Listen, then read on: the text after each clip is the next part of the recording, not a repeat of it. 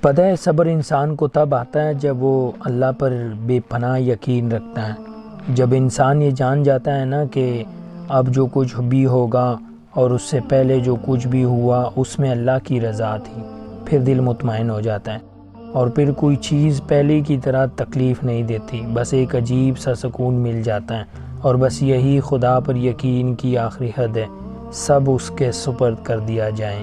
دیکھو اللہ ہر اس انسان سے واقف ہے جو تم نے اپنی مسکراہٹوں کے پیچھے چھپا لیا تھا۔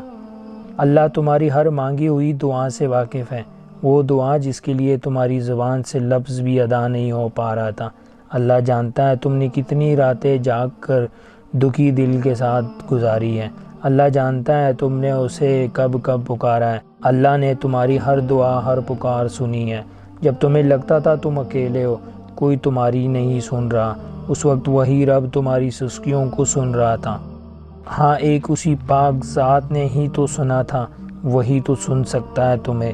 ایک وہی رب کریم ہی تو ہے جو تمہارے دل کی سن سکتا ہے، صرف وہی ہے۔ دیکھو یہ زندگی تو امتحان ہے، یہاں ایک دن تم خوش ہوں گے تو دوسرے دن اداس۔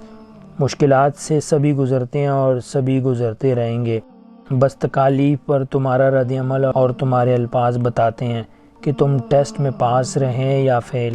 جب بھی اداس اور غمزدہ ہو ہمیشہ یاد رکھو صرف اللہ ہی تمہاری زندگی میں خوشی اور مسرت لا سکتا ہے۔ تمہارا رب کہتا ہے اور یہ کہ اس نے ہنسایا اور اسی نے رلایا، سورۃ الانجمن آیات 43۔ اس لیے اسی پر بھروسہ رکھو اور صرف اسی سے امید لگاؤ، صبر اور برداشت سے کام لیتے جاؤ، کیونکہ جلد ہی تمہاری آزمائش ختم کر دی جائے گی اور پھر یہ ماضی کا حصہ بن جائے گی۔ پیچھے کیا رہ جائے گا؟